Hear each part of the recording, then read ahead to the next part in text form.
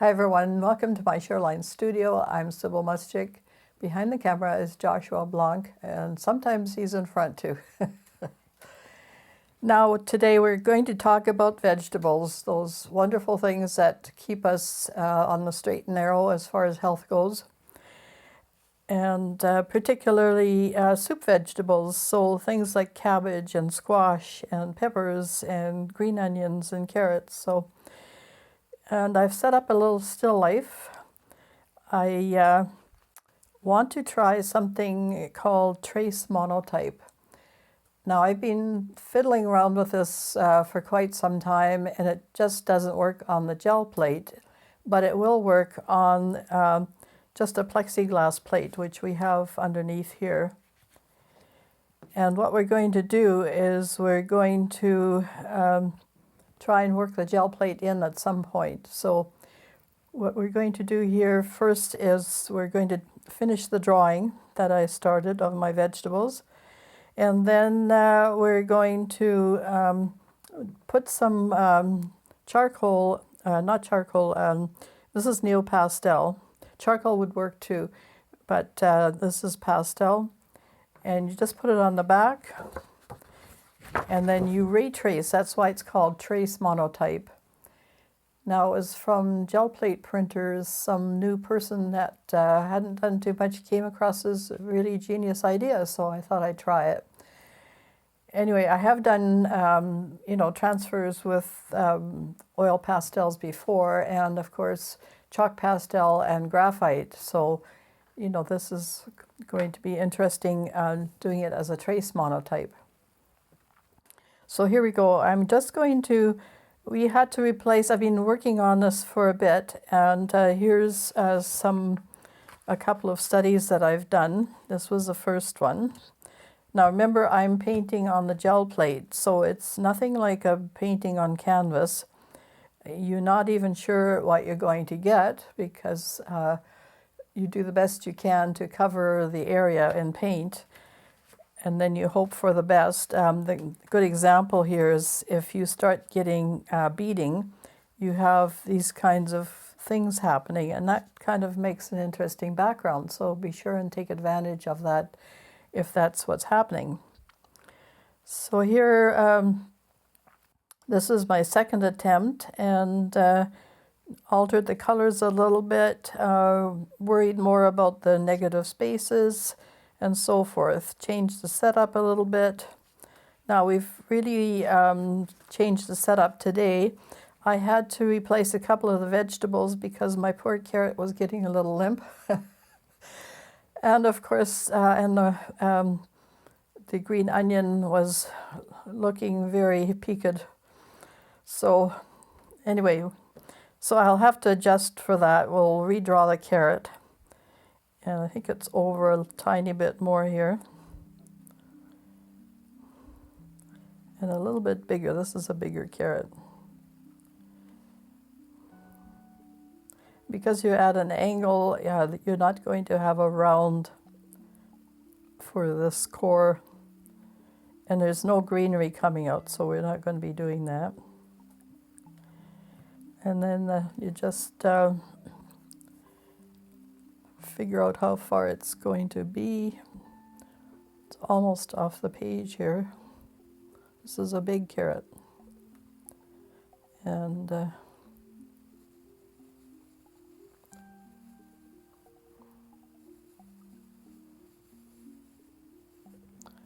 all right, and then put a few marks on it. Remember, you're going to be tracing this again, so your drawing doesn't have to be too precious. You can adjust as you go. Now, I'm not going to worry too much about changing the green onion. It's probably pretty close. It's just got to read well enough so that you can retrace it.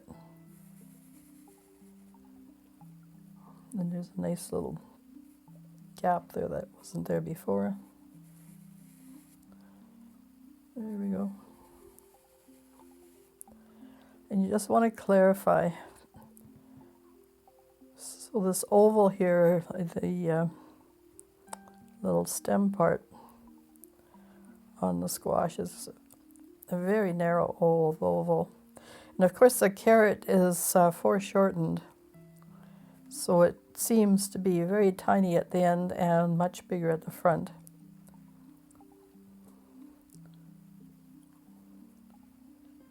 And it's nice to overlap things. Now, I might adjust that pepper just a little bit more. I wanted it to be a bit bigger. So we're just going to, there, that's better. And there's some really interesting things when you're studying this kind of thing. The stem of the pepper has these little tiny pointy things, 8 of them. I know I counted. And then the center, again, it's more of an oval shape. And the little points are like star shapes.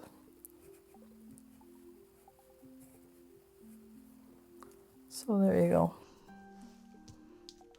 Some of this would be in shadow. I'll try and remember to adjust the color and the value to be a little darker.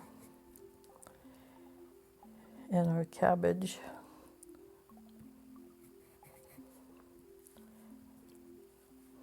So cabbages have these large veins, and there's sort of a shadow underneath, so if you're drawing this, draw it very lightly. And then there's this main sort of core thing. Okay.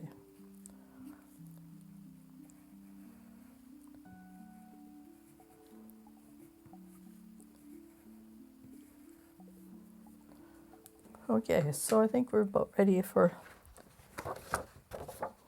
putting the pastel on. Now, you can't really see the drawing, so I'm going to put on my light table.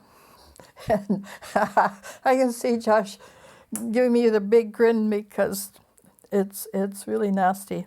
But this way I can actually see the drawing, and then we know where the pastel's going. So now we're at the point where we put the oil pastel on the back, and because now I can see it, you don't have to cover the whole thing. I'm just going to start putting it over top.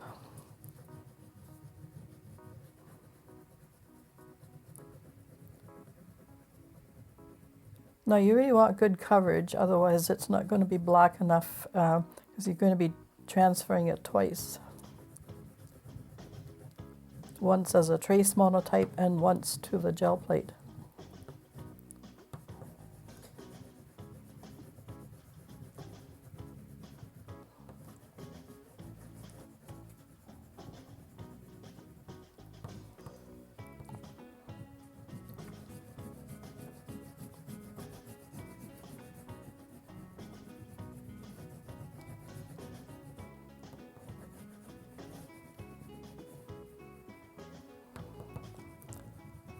I'm just going to cross hatch to make sure there's lots of coverage.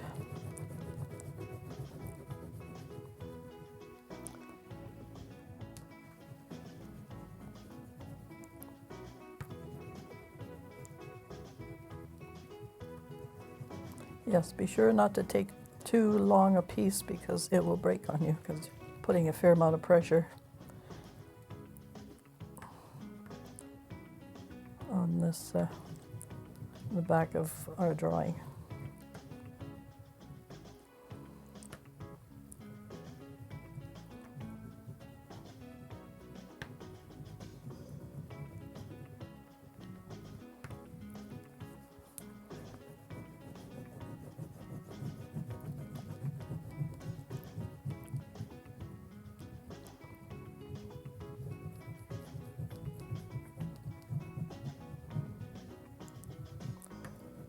Try and get it as dark as possible.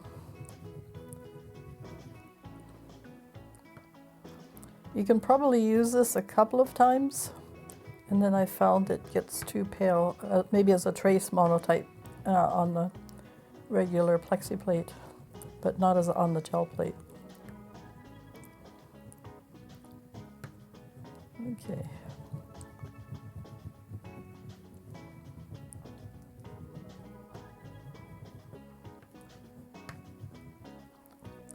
All right, we're going to leave it at that.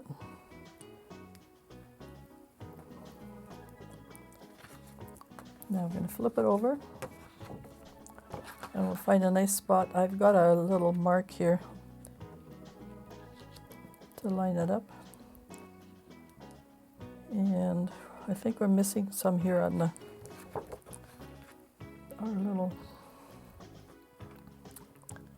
ends of the onions are not covered. So I'll make sure.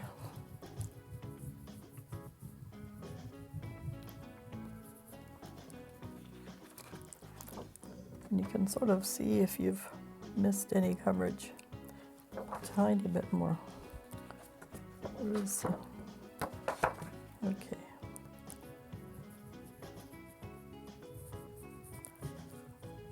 Almost to the edge.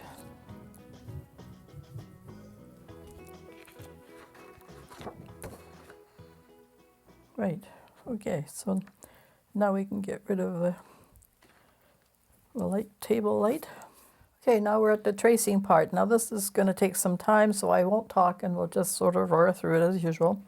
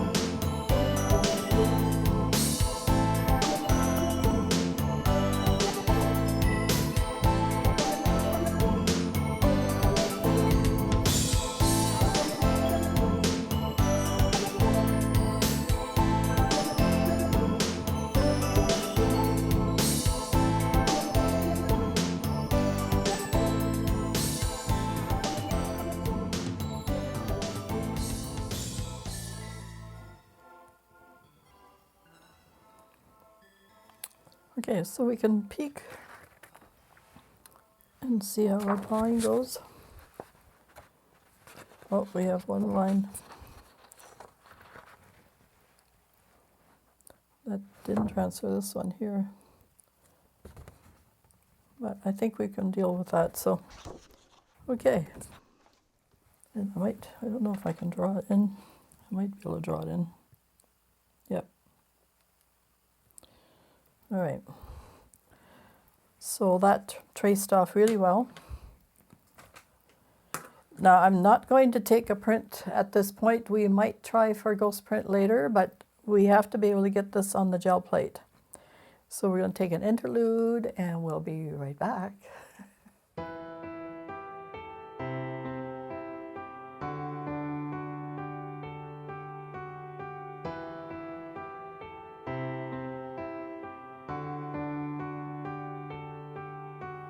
So now we're going to place the gel plate on top of our trace monotype drawing, and I'm going to line it up. I have a line here, and I'm just going to line it up with the edge and try and make sure it's reasonably straight on the gel plate. Now we have to apply a lot of pressure for it to transfer to the plate so that we have a drawing to go by. And then we're going to paint. Now the Baron is not going to help us in this case.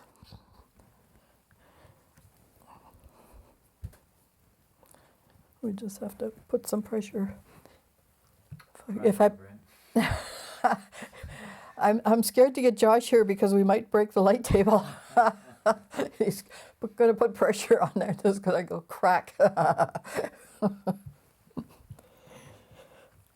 Whereas I'm more of a wimp, so.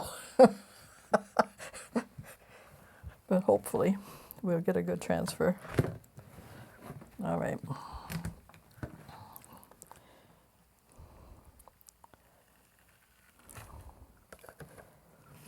And yes, we have a very good transfer. And look, we can do a ghost print, or actually a regular trace monotype print, but that's after. First we paint. So I'm going to set up all my painting stuff, so we'll take a quick break and then we'll get to the painting.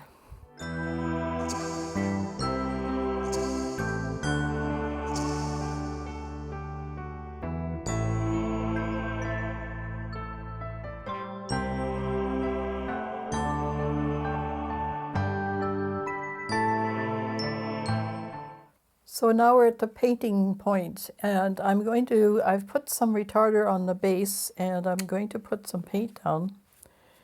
And this is how I set up my paints.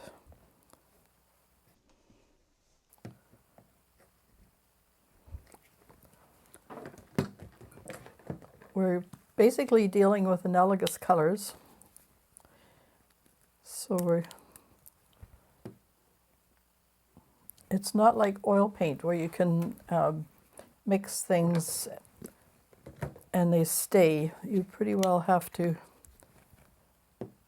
work on the fly. Okay. We might need more of that later. Just getting rid of what I don't need, so.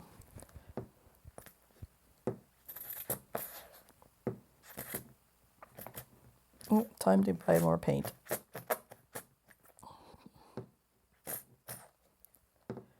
We don't need an awful lot. And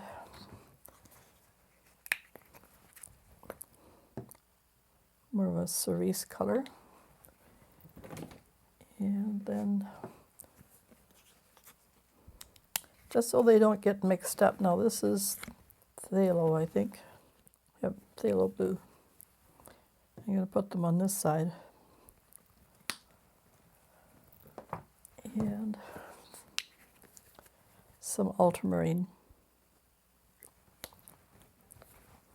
You don't need to put a whole pile of color down. Now I might need some burnt sienna because it will make a nice dark, and we're going to need that for shadows, so we'll put some burnt sienna here.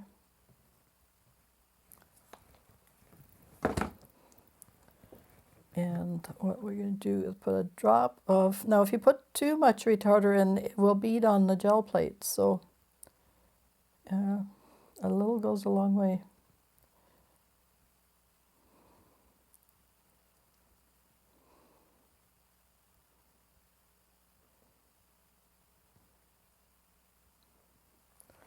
There we go. And then I have a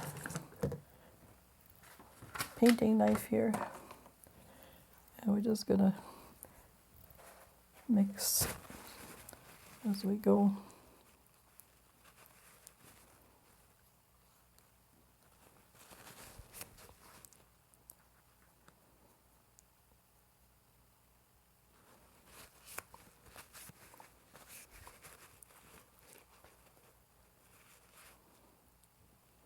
That's so the retarder is mixed nicely into the paint, and then you don't have, hopefully, no beading problems.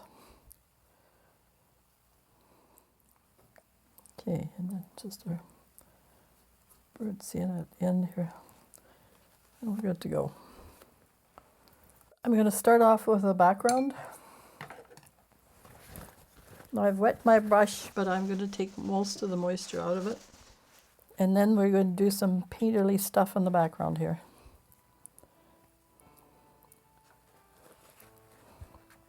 And I'll probably incorporate a few of the colors that are in the composition.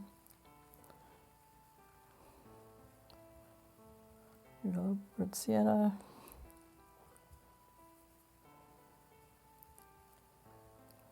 Because we've got greens, you know, in the green onion. So a little bit of this, and a little bit of that. And vary your brush strokes so that it's interesting.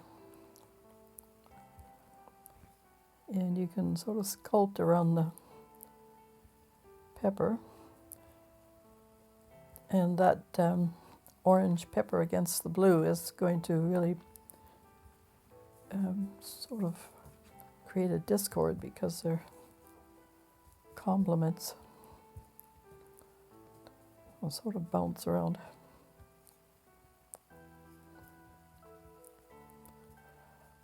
And we can go more into a reddish back here to complement against the green of the cabbage. So even though this is a simple exercise, there could be a lot of thought going into what you're doing.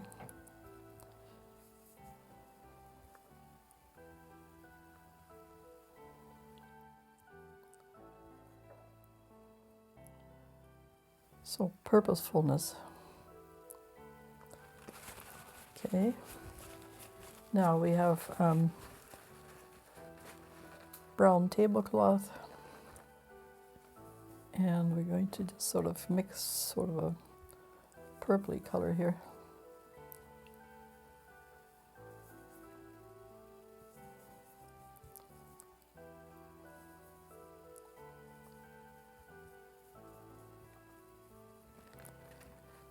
And we'll keep it maybe lighter at the back and a little bit darker in the foreground, just to give it some weight.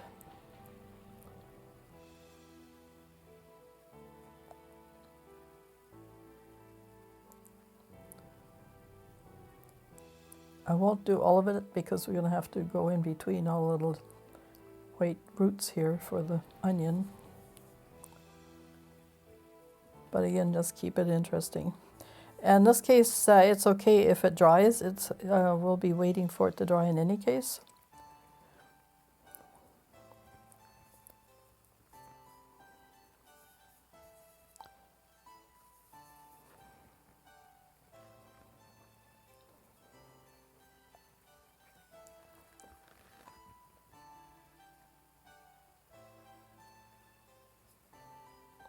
So a good big brush is good.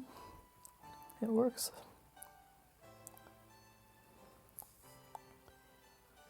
You should always use the biggest brush you can handle, rather than these tiny little picky things. You want painterly. That's the whole point of painting.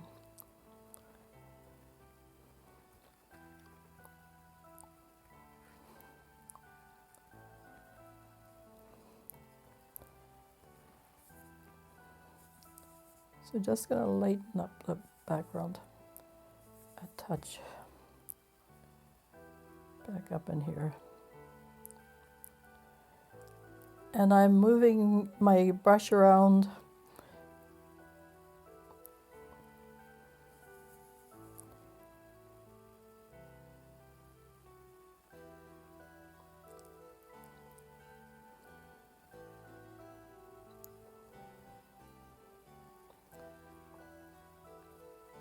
like back and forth, so not just holding it exactly the same way. Always be in control of your tools. No, it just goes to there. Because you're doing all these brush strokes, you're creating interest.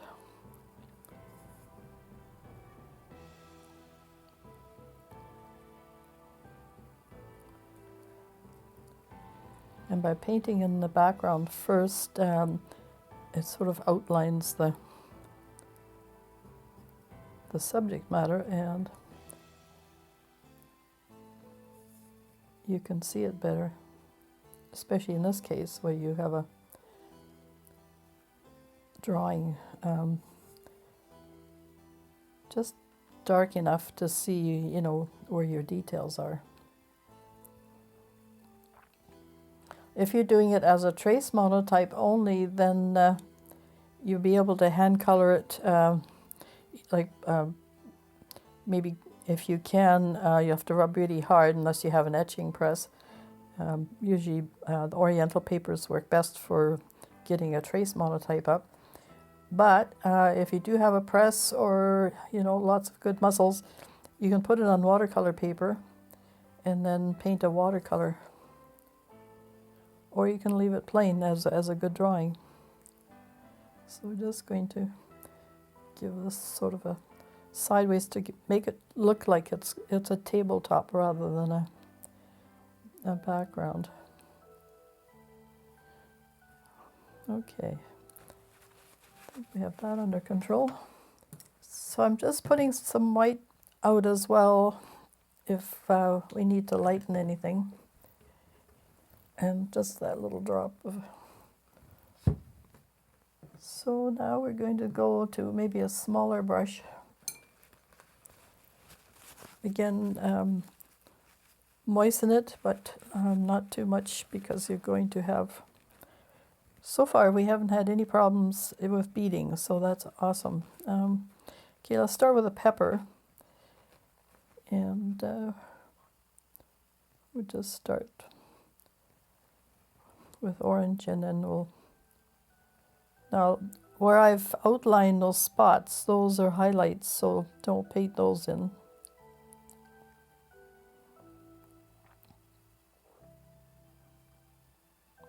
It's easy to get carried away and forget some of these things, so that's why the drawing helps.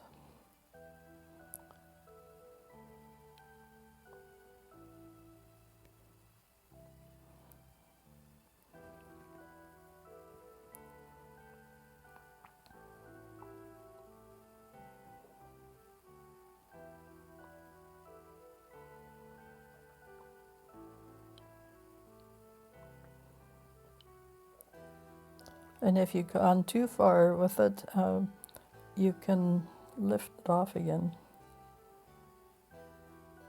At least you know they're there. Okay, and then we'll start adding a little bit of tone.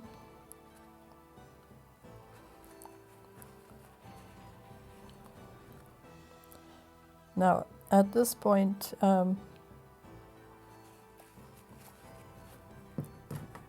just going to correct this here because it's too far. There you go.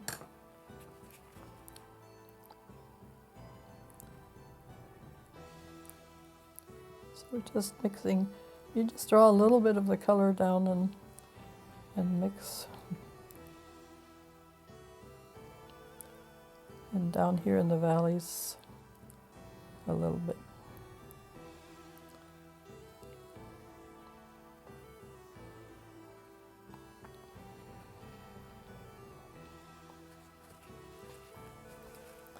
And when we're doing the greens, then we'll do that centerpiece.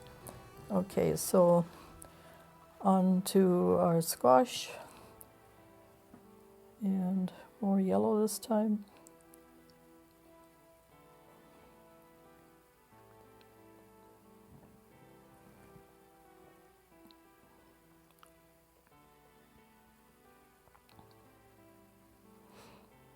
This one will be relatively easy to paint.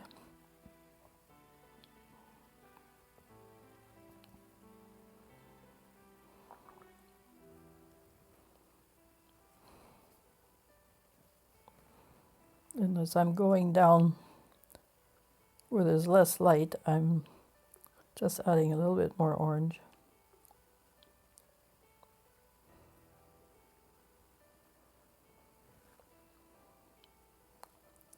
All the way down to here. So then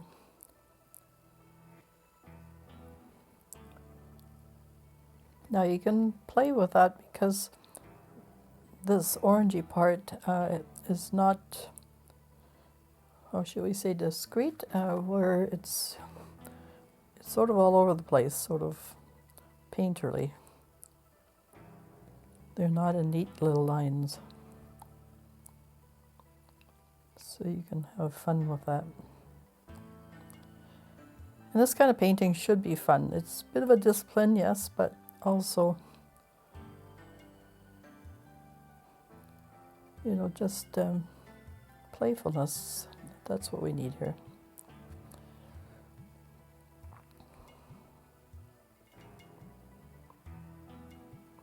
If you get too uptight with your painting, then it becomes stiff and labored, and you don't want that. So a few smudges in the wrong place, that's all to the good. Okay, so, and again, that when we get into the greens, we'll do that part. So we have a few smudgy lines here.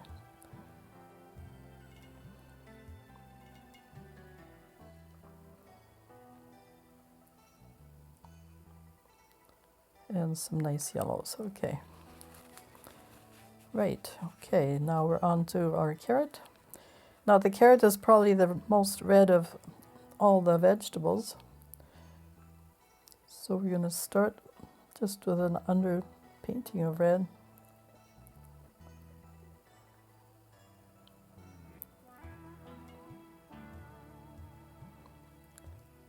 And I'm really liking the way the oil pastel is staying put. So you can paint right over top of it and it doesn't move, which is lovely. You might not be able to do that so easily if you were doing a graphite transfer. Okay, so then we add the orange.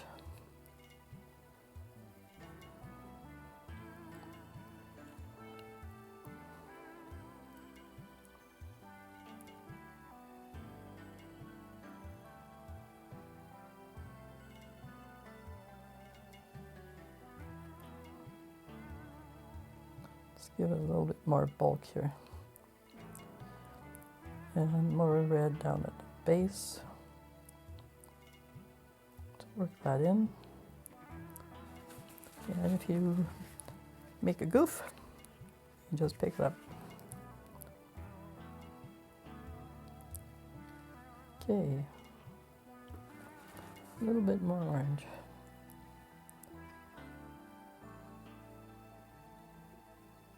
There are some really colorful carrots out there, actually. Almost all colors, from white to a deep red. And then give it the contour, which we did up here as well. All these things are contoured. Okay, so now on to our green. I'm going to clean my brush. Doesn't matter if you have a little bit of the other colors in there, but now if you know your color theory, you know that yellow and blue make green. And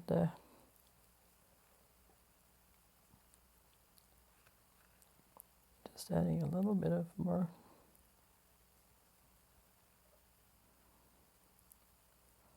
to get a really nice,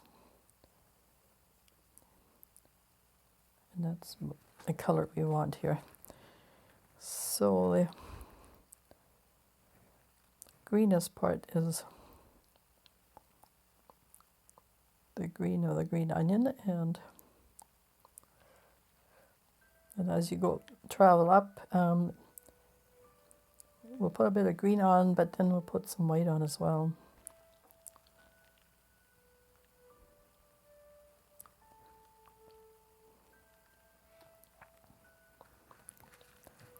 Okay, and we had the inside of that pepper. We have some nice greens in there.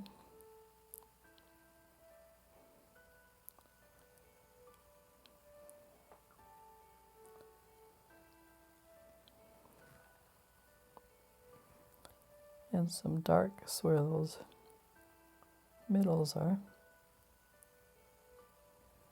Little pointy star-like things. All right. And some darks underneath here where it's against the table.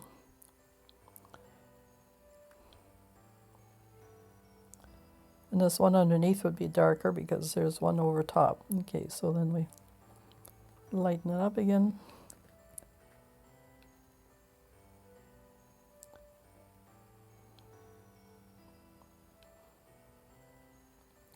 You don't want it too light either because you want it to contrast against the squash and against the carrot.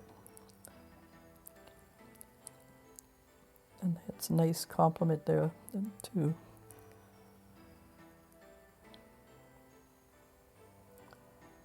There we go. All right.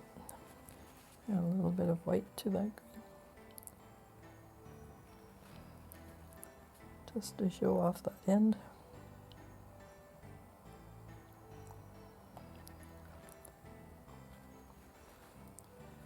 And we're going to do a little bit of mud here because the roots are not exactly white. So we're just going to paint a few of them in.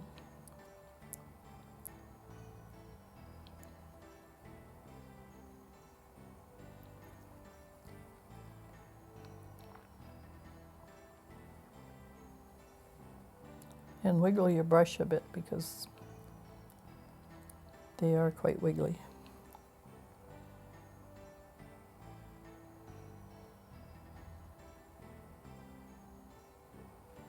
All right, fine. There's method to my madness adding the white to the green here because now we're getting into the cabbage, and that's a perfect color for the cabbage. Yeah, we're just gonna lay it all in first, and then we'll pick out areas. So far I found the cabbage the most fun to paint. I don't know why. Rather partial to cabbage, I guess.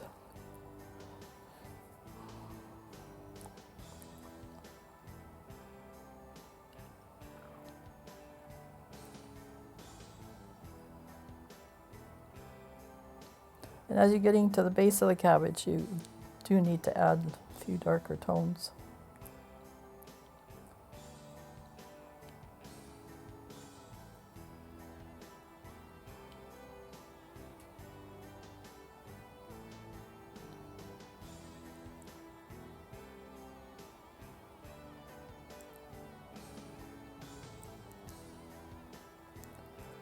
Okay, and also, now there's some ribs showing underneath the leaves. You couldn't really indicate it in the drawing very well, but I can do it on here. It's just like a little shadow, but all it is the contour of it, because the ribs are bumpy and they'll push out. Then the darkest areas are sort of on one side of the ribs. I've sort of set the light at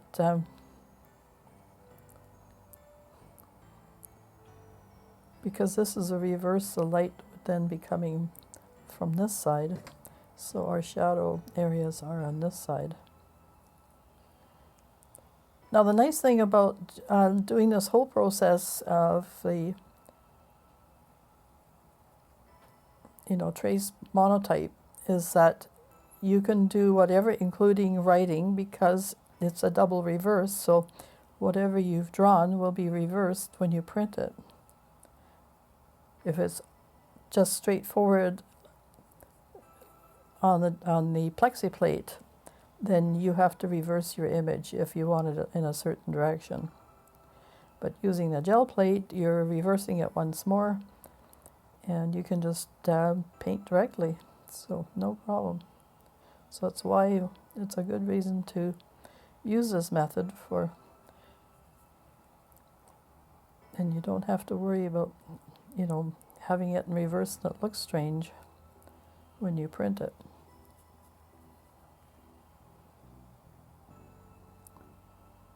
So all my little ribs here are darker on that side.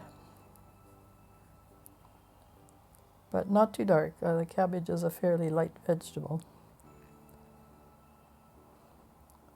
And just a little bit of a hint of a shadow where the leaf overlaps.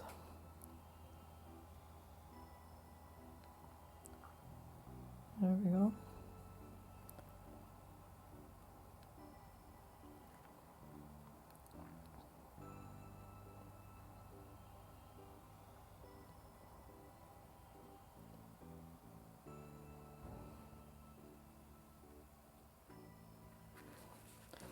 And if you want to lighten some areas, go back to here,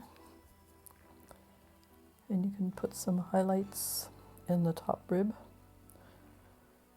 I don't know if that's what you call it, but I guess. And there's a rib here, just to show the difference. And also the tops of the veins.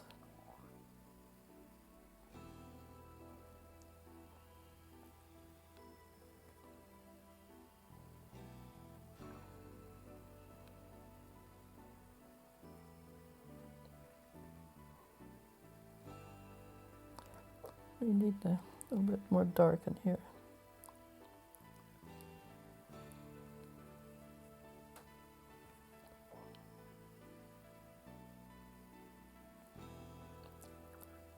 And then the end, I'm going to darken it. It's really actually quite light, but we'll put a highlight on it.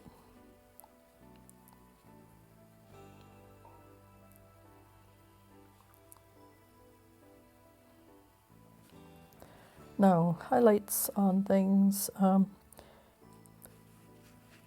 don't want too much green on the carrots and things, so.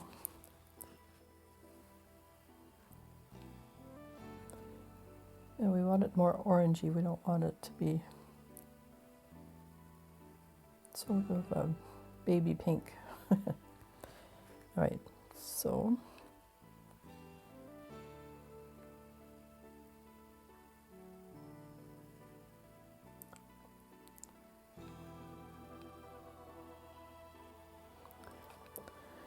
Okay, there's a highlight on the onion, right about here.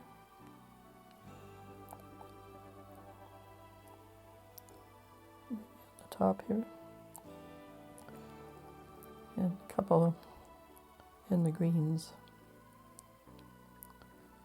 So you can get quite particular here, even though you're painting on the gel plate. Now, I don't see any highlights on the squash, but there are definitely highlights. And the way to do that, rather than painting it in white, I think all we do is wipe it out because the paper is white. So wherever I've put that mark there,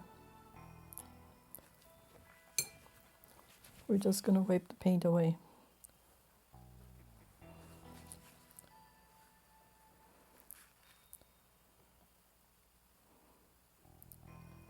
a few little spots. And maybe a few more highlights on the cabbage. There were a few here.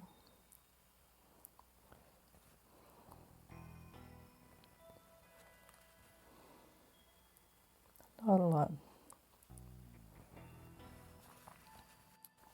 Okay, so the last thing are the really dark darks.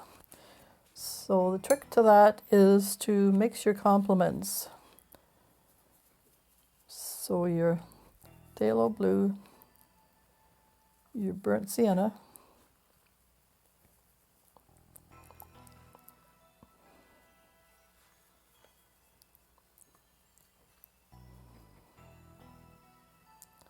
just a touch.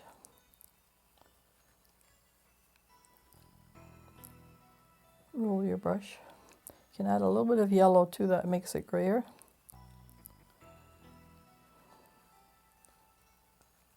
And now you have your darks. So we have the stem to do.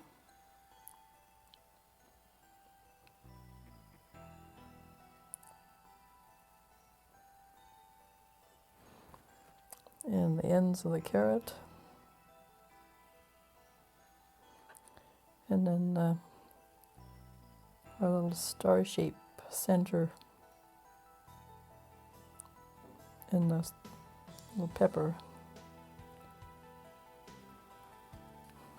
And then finally, if you want, you can put shadows in, just using my medium.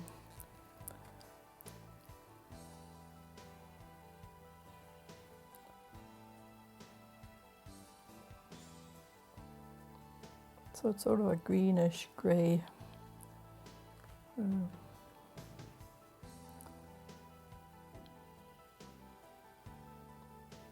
It just gives it a bit of weight so that it's sitting down on the table.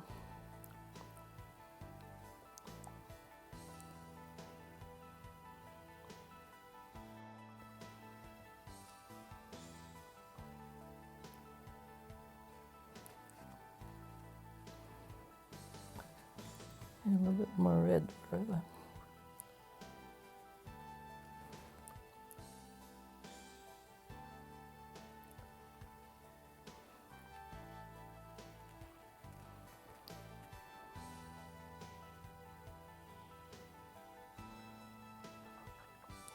And this is darker here.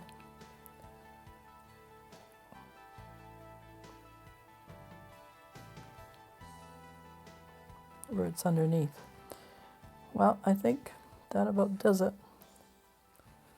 Okay, so now all we have to do is wait, and then we'll do a release coat with medium.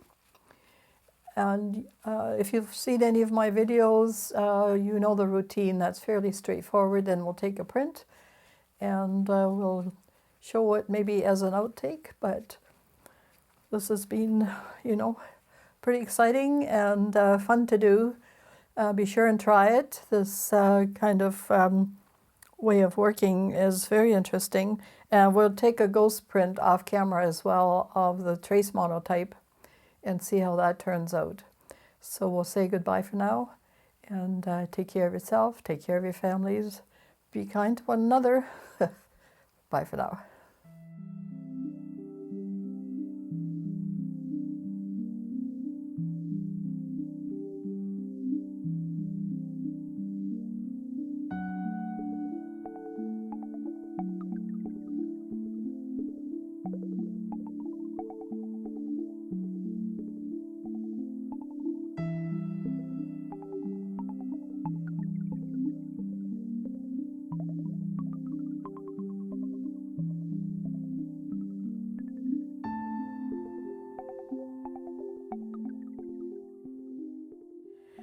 Well, everything's dried, and we're going to put some matte medium on. This is a Liquitex matte medium.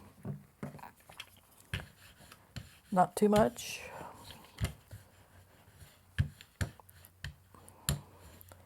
And we may have to wait again a little bit for the painting to be released. So let's put that on there.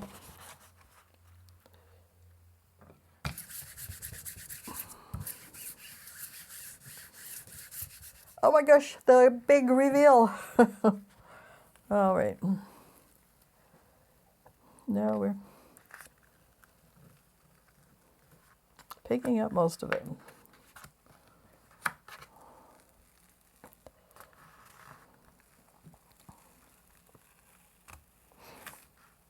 Here's a nice white spot like I'm gonna have to worry about, but and in here.